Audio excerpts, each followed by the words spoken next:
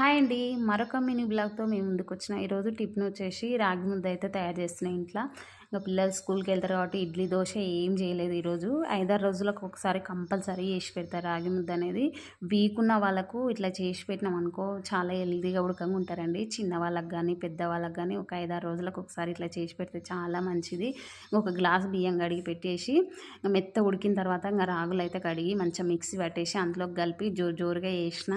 మరీ గట్టి ఉడకంగా ఉంటే అంత టేస్ట్ అనిపియదు రాగి ముద్ద. కొంచెం జోరు జోరుగా ఉంటేనే మంచిగా అనిపిస్తది.